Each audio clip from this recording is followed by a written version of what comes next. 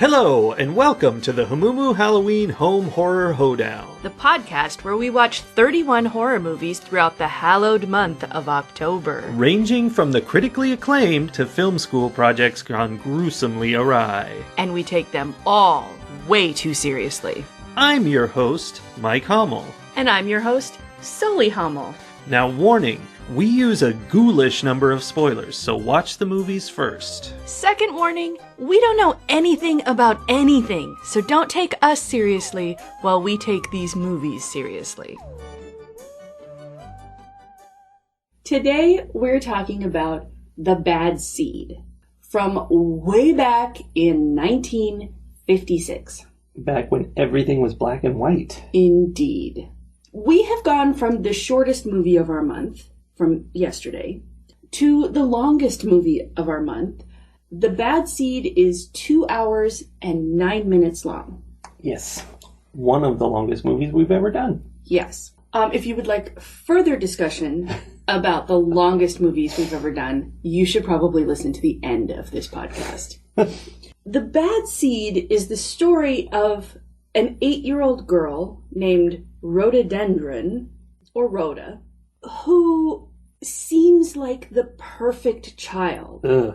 I mean, Not or is supposed to seem like the perfect child? Because I was with you. Yeah. From the very first minute, I was like, oh, Mother, I love you so much. Right? Does she belong in the Village of the Damned? Like, what? Is this a sequel of some kind that came before? 4 years early?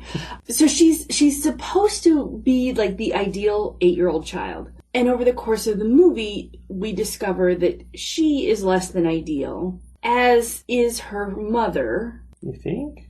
Well, I mean... Her mother has issues. Yes. Well, as a result of this family drama, family secret that was kept from her mother that comes out in the movie. Yeah.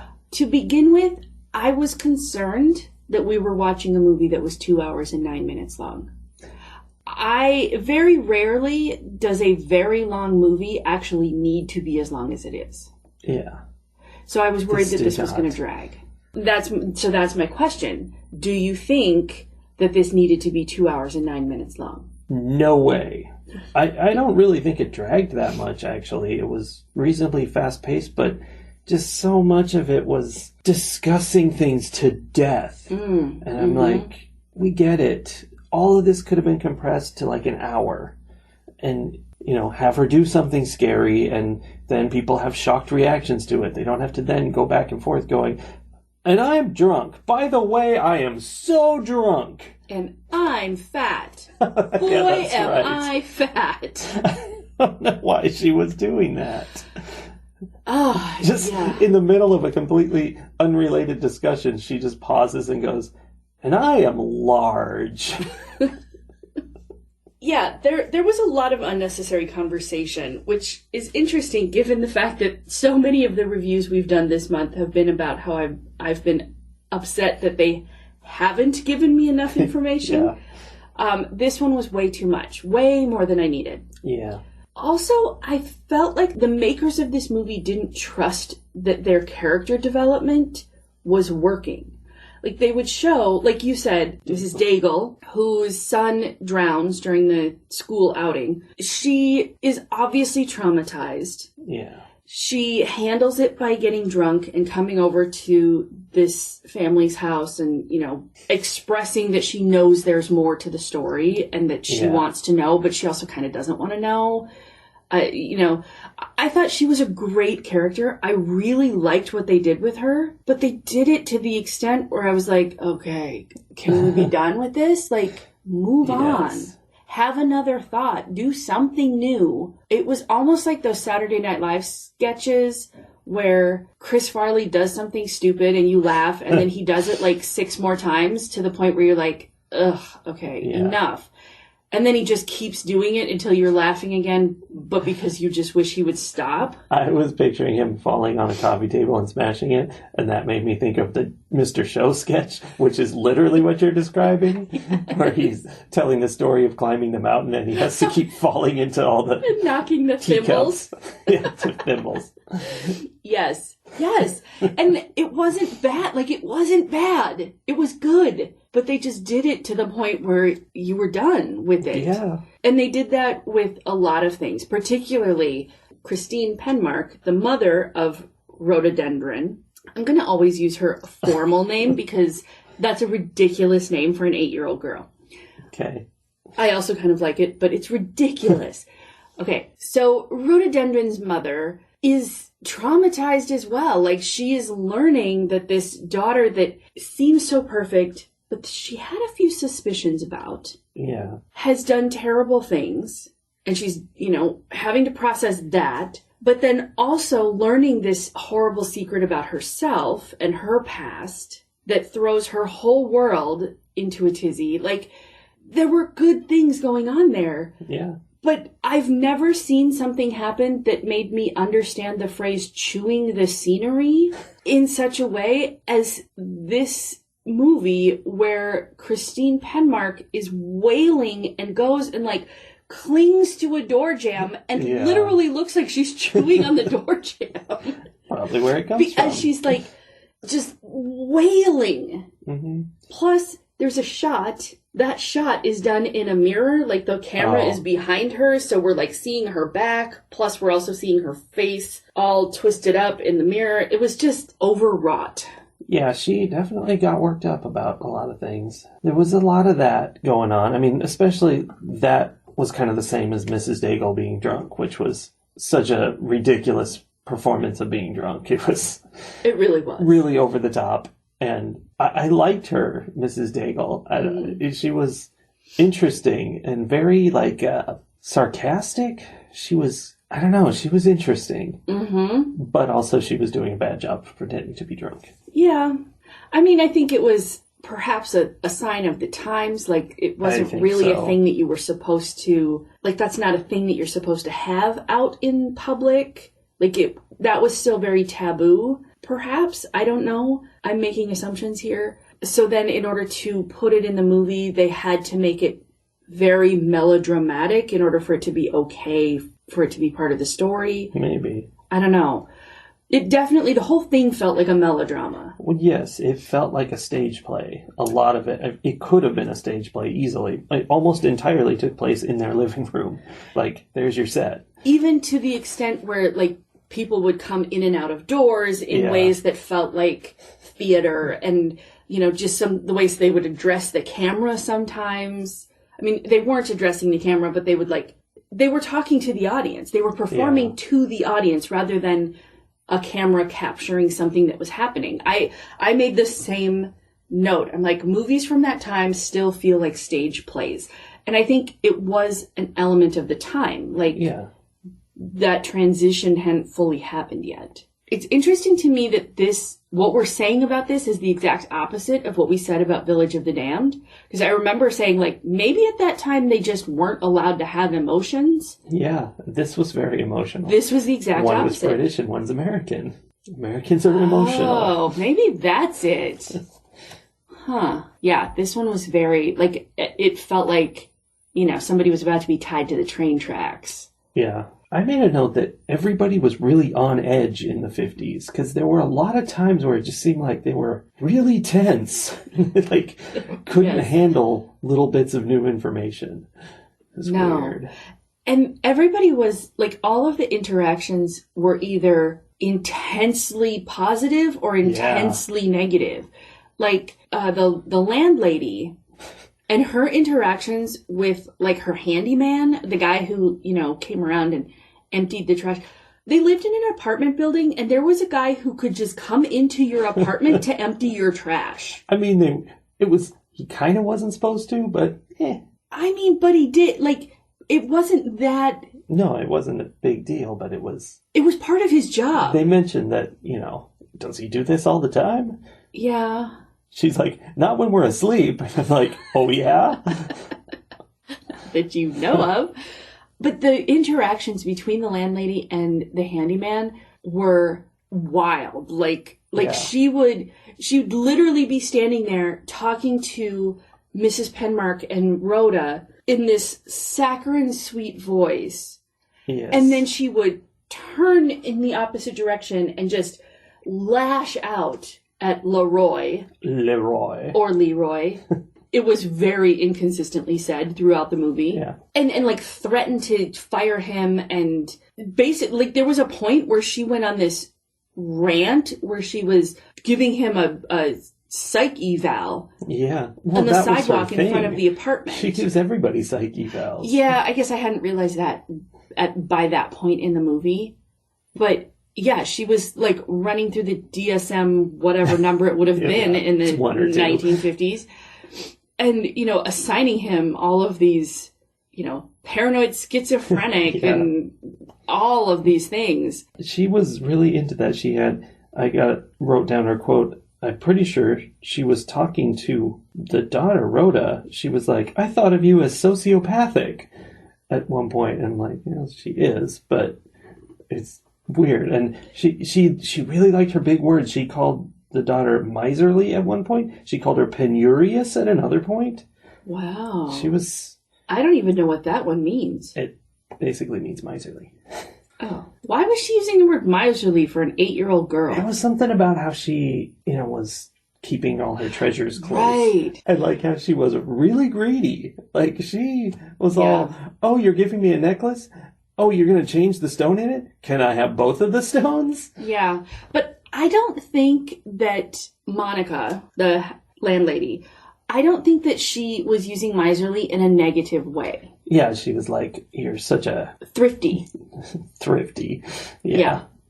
And which makes sense because at that point I think they were still, there was still a lot of don't waste things. There had been a couple of wars over the last half century. It was considered a good thing to save things and not be wasteful. Yeah. So, that she took good care of her items and protected them was a good thing. Like her penmanship medal. She made sure to keep that safe.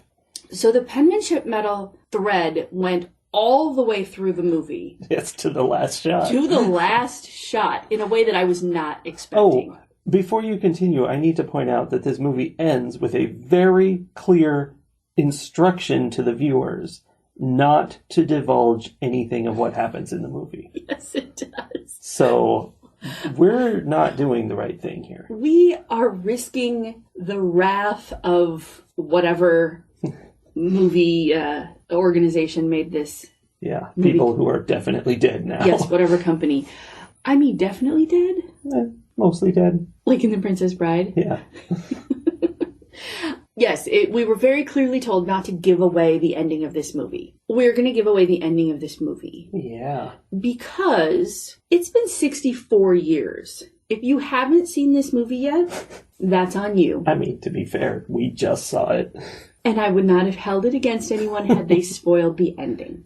Just saying. Yeah, that's fair. After 2 hours and 8 3/4 minutes of the melodrama of this family and this little girl who desperately wants her penmanship medal. Real bad. It suddenly becomes like a parable. Is that right? It becomes a morality tale. Yeah, in a stroke of lightning, it becomes a morality tale. Which I suppose it always was, but all of a sudden, like, after 2 hours and 9 minutes of trying to resolve this story, God gets tired of waiting. Yeah. And he just puts an end to rhododendron. Yeah. Or Zeus does. One of the two. I mean, Zeus was God to somebody. Yeah. Lots of somebodies. Yeah, so that was that. Did you expect that? No, I didn't expect that. She went out there to fish her penmanship medal out of the water. What did you think was going to happen as she went out onto that pier for the last time? She grabbed a pool scooper. And she was dipping into the lake trying to get the penmanship medal out that she knew her mom had thrown in there to cover up her crime. Right. The murder that she committed in order to get this penmanship medal. And my thought was, there is not a chance she's going to scoop up that medal. It's gone. It's not 3 inches deep there. It's somewhere down there. But I thought, given this movie, she's going to scoop it out and grab it. Maybe that would be the end. She'd hold it up and go, Yay, my medal. Right. She would finally have resolve. But no, she started scooping and then... Struck by lightning. So when she woke up in the middle of that night, in that rainy night, yeah, she puts on all her rain gear and she sneaks out of the house while her dad is asleep. I thought she was going to the hospital to do something to her mother. Yeah, I thought that. Was there someone else that she... Oh, no, I thought she was going to go kill Monica because she had just been told... Right. She knew that Monica said, if I'm ever gone, you can have my lovebird. And then she talked to her dad, who was like, oh, she's not going to be gone for a long time. And she's like, oh. And then asks, how long do lovebirds live? He's like, not that long. She's like, oh. Yeah. I thought she was going to do something. I like that whole part. But she wouldn't have had to leave the house because Monica lived in that same apartment building. Yeah. But so she's trekking along. And I'm thinking she's going to the hospital. I was actually surprised that she went to the pier in the first place. I was like, wait, what is happening? Yeah, I didn't know. And so then I had that little thrill of, she's still going after the medal, which I thought was good. I liked that. She's real fixated. Yeah, especially since she seemed to be willing to fixate on multiple different things. Like, I was expecting her to, like you, have shifted her fixation over to this bird now. But no. That's the thing, is I just realized multiple times during this movie I likened her to Mike Pence, which we can get into. But actually, let's get into that. She's like Donald Trump. She's got to have what she wants. And if she doesn't get it, she's got to have it. That's not an option. We are not going that way. We must have it. And she had zero empathy or remorse for any of the things that happened. Like, so because that doesn't matter. Prior to this story happening, she pushes an old woman down several flights of stairs in order to get a snow globe that this woman had promised to give her. Yeah. And later, like, just blatantly tells her mom, like, it was icy and I slipped. And her mom's like, do I need to know anything else? And she's like, I slipped on purpose. Like, it happened. Yeah, like you do. She attacked this boy multiple times trying to steal his medal. And when that didn't work, she beat him with her shoe. Who throws a shoe? Honestly. Which she had, like, prepared in advance, basically, because she wanted her shoes to... She was so frugal that she wanted metal put on her shoes so that they would last longer. She was shoed like a horse, like they put... Anyway, she used those shoes to beat this child until he fell into the water off of the pier and drowned. Well, he tried to climb back out, which was a problem for her. Yes. That was a good moment when her mother was like... Had asked her all these questions. Yeah. Because it was one of those situations where if the mother asked the question, she got an honest answer. Yeah. Well, eventually. So the mother had found out that her daughter killed this kid. And it was she almost didn't want to ask the last question, but she did. How did he get the bruises on his hands? Oh, that was a moment where you realize he could have saved himself. And then she lights Leroy on fire and locks him in the basement. Yeah, she sure did. Because he made a huge mistake and pretended he knew what had happened to that boy and accidentally got it right. Well, and that's going way back. That's another example of the extreme emotions in this movie. Leroy hated her. Oh, without passion. They were like just... It was like Moriarty and Holmes. They were going at each other. Only it's a grown man and an 8-year-old child, like, just bickering. I know. He's like, I'm on to you, little girl. And so weird. So he accidentally comes up with the right explanation for what happened. Yeah. And so now she has to kill him. Because otherwise she's going to end up in the electric chair, which he told her they have special small pink electric chairs for little girls. Yep. Yeah, he kind of dug his own grave. Yeah, he did. And then she clearly was thinking about how, like, if I'm going to get this bird, I'm going to have to do away with this woman because I can't just wait for her to die. Like, so many times. Yeah, and it doesn't matter how it affects other people. I found something I want, even if it's something that's not a big deal. It's a snow globe or a little medal. Right. It's more important that I have that than that anything bad happens to anyone else. Right. Other similarities? She lied at the drop of a hat. Yeah. Whether it was necessary or not. So intensely. The Mike Pence thing was based on the debate we watched the other night. She would be asked a question like, did you kill this little boy? They never asked that abruptly, but they asked her something like that, and she'd be like, Mommy, I love you so much. You're so beautiful today. Like, wow, that's incredibly transparent of you. Yeah. Well, and that's the other connection I had in terms of, like, to Trump as well, is that she knew what people wanted her to say or what was the thing that would make them happy, and that she would definitely always say those things when she realized she was in trouble, when things were not good. Even though she, didn't believe a word of what she was saying, she knew what to say to disarm people. Yeah. And what to do. But, what I like is in modern movies, you've got these same kind of characters, the little kid who's secretly a psycho. Mm-hmm. And those characters are really smart and work it all out.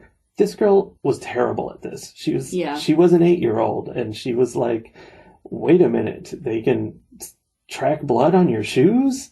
And it was fun how bad at it all she was. And like when she tried to sneak her shoes to the incinerator, she was just like, do, do, do, do, do. Her mom just sees her immediately and yanks the shoes away from her.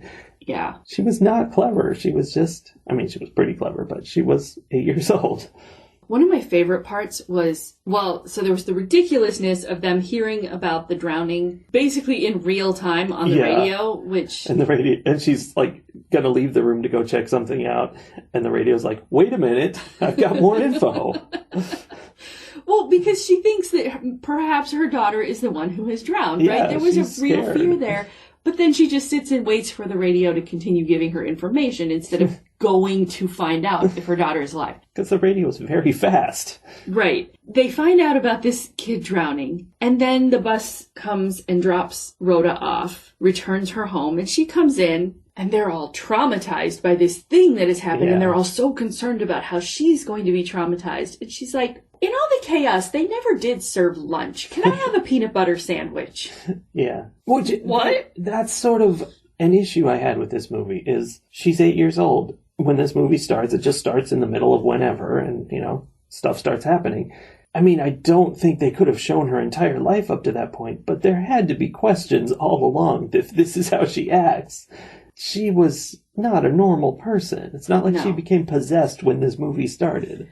Well, and, that's what I found particularly interesting, is that aside from her dad and Monica, everybody else had some inkling that something was off. Yeah, Mrs. Fern, the principal of the school. Yeah. She was on to her big time. Yeah. And her mom maybe had been fooled, but by the point that this movie started, had already started to have concerns. Yeah. Which she expressed to Miss Fern. Concerned, for sure. And definitely Leroy was like, this kid is the devil. Yeah. Although I suspect he might have thought that regardless. Like, I think he just didn't like kids. Well, yeah, but he was also sociopathic. Well, and he was like, she's like me. We're trusting Aunt Monica's diagnoses now? No, I'm trusting his own admissions, because every thought he had came out of his mouth, and he'd sit around going, oh, I'll show them good, I'll get those guys, I'll murder everybody. He never actually said that, but he almost said that.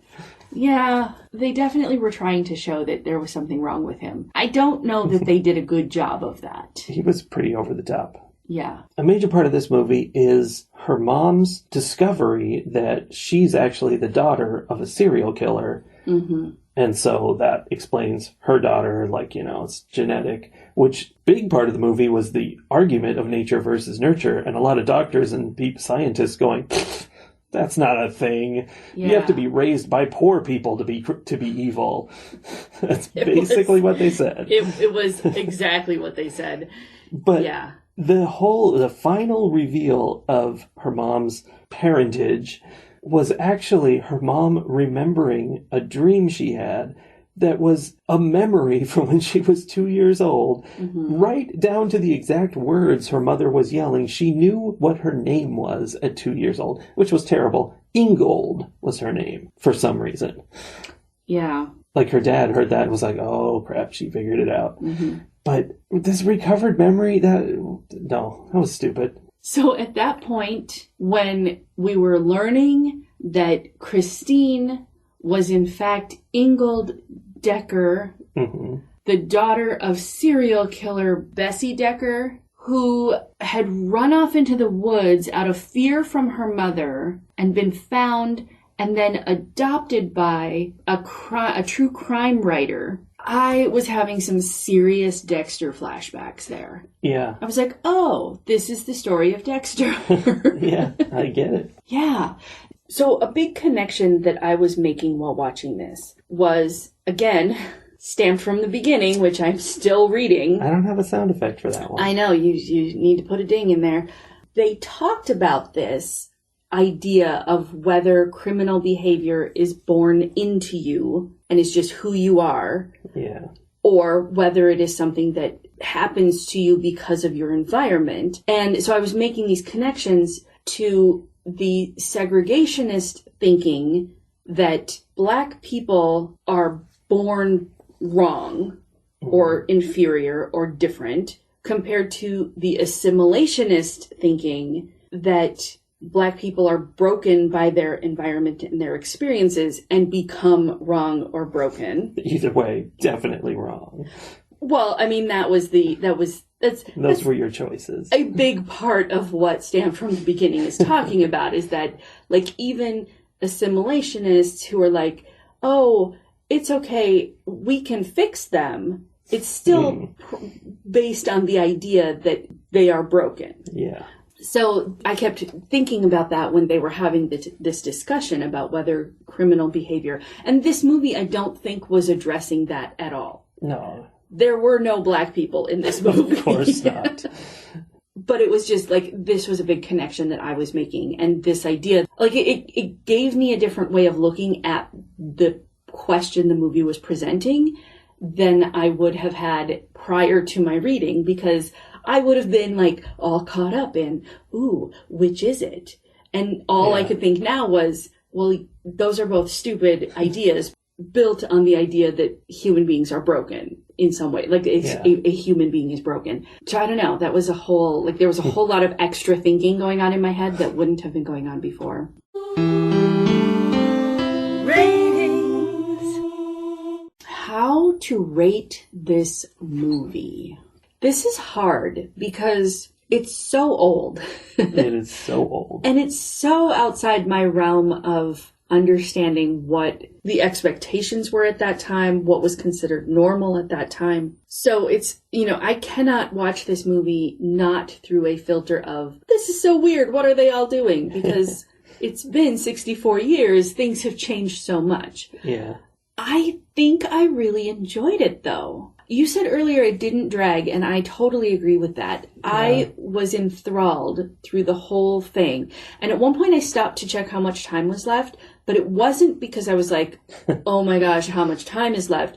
It was, they were starting to wrap something up, and I was wondering, is this the final wrap up, or are we about to have an act pivot, right? And so when I checked and there was still half an hour left, I was like, oh, okay, this is not the end. Yeah. But it felt like it moved along, and it was overly melodramatic, but I kind of enjoyed that. Kind of. It was significantly less problematic in certain ways than a lot of the more modern movies that we've watched. That's true. Not to say that it wasn't problematic, because it definitely was problematic. I quote, "You're so much prettier when smiling." Oh, also, a friend of the family came over and was charmed by Rhoda and said, oh, she'll make a man so happy someday. Yep. I'm like, she's 8. There was another one. You're disgusting. There's another version of that same line elsewhere in the movie, too. Yeah. Like, the whole purpose of raising this daughter was so that some man would have a better life someday. Yeah, I mean, that's what they're for. Significant problems. But much less problematic in certain areas than others. Perhaps, though, I'm accepting that just because it didn't come up. I suspect these characters would have had some problematic takes should a Black character or an Asian character if they had taken or an indigenous character had shown up. A Chinese guide, that would have been a problem. Yeah. But I wasn't confronted with those problems the way I was with certain movies. Sweep it under the rug. Yeah, I don't know. Okay, I gotta pick a rating. I'm gonna give this movie 3.5 sleeping pills out of 5. Yeah. I'm really torn.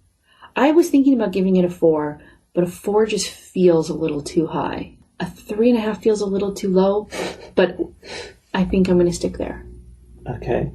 How about you? One thing I haven't mentioned yet about this movie is that it takes a real turn. The first hour and a half of this movie feels like a Lifetime movie. Like, it's just family drama, and yeah, there's crime, but really it's, it's just everybody's family drama business. And it doesn't seem that intense. And I kept thinking, would I even put this in the thriller category, much less horror? Mm-hmm. Then the last half hour, it just goes off the rails, and it's murder suicide. It's the going through the rain, whacking her stick on the fence. That was a good scene. That was. And all that, and it was just like pretty hardcore. I mean, it wasn't really remotely hardcore, but it was. I still don't know if I go horror. That feels like a crime thriller of sorts, but it definitely ramped up. And that's why I wish that they had really cut down on all the exposition and nonsense and just gotten to that stuff and had us, have the action. Yeah.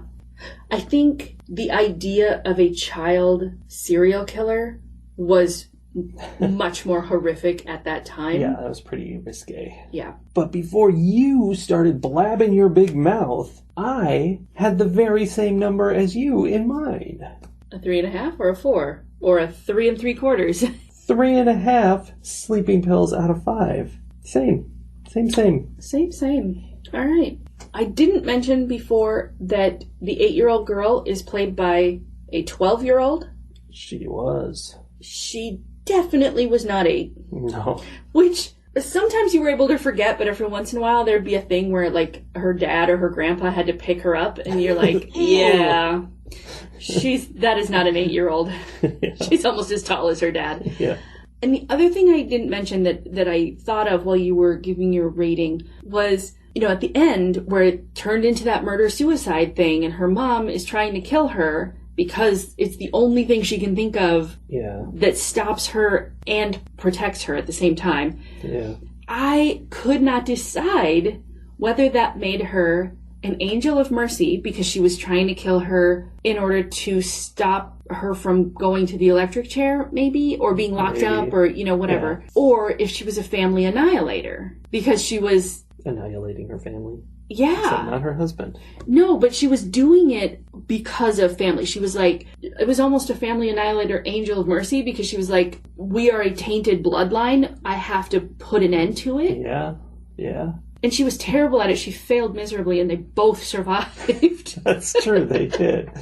So I don't know. That was an interesting question that I was left with at the end. I'm like, I don't know what kind of horrible parent this is. That was actually a twist where the movie could have ended right after that when they were in the hospital and they're like, oh no, she's been shot, but they're working on her. We'll see how she's doing. And then Monica comes in and is like, well, thank heavens that we heard that gunshot and got there. We're able to save the girl before it was too late.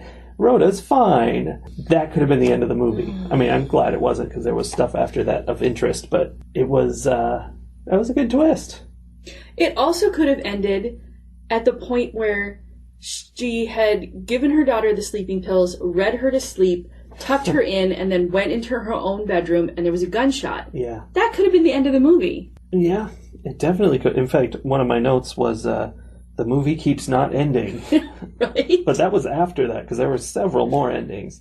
And then there was a really final ending. Yes. Maybe that's what was happening there, is somebody in the writer's room was like, I'm done with this. We're not doing this anymore. Bam! God destroys her. The end. No, that's a note from the studio is what that was. Yes. We need a definite ending. All right, so this is the definite ending of this review. It sure is. And my question for you then is, what comes next? What comes next is a Spanish film. I don't know what language it's in, but I'm going to guess Spanish. Could also be English, though. Especially because it stars Antonio Banderas.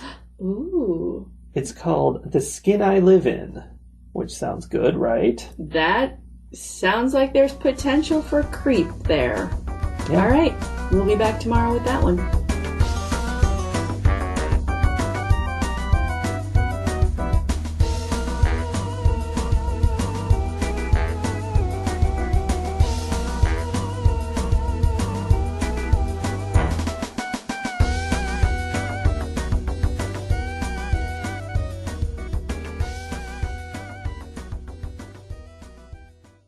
I don't know. Maybe. I'm not sure. But maybe. It's quite possible. But I'm uncertain. I've got the information that I could look it up, but I'm not going to. I'm just going to go with maybe. Instead of just verifying it, which I could do easily. I mean, there's a spreadsheet full of numbers that I could just read through. But I'd have to look at all the numbers and I wouldn't know. Are you ever going to stop? No, because you're still laughing.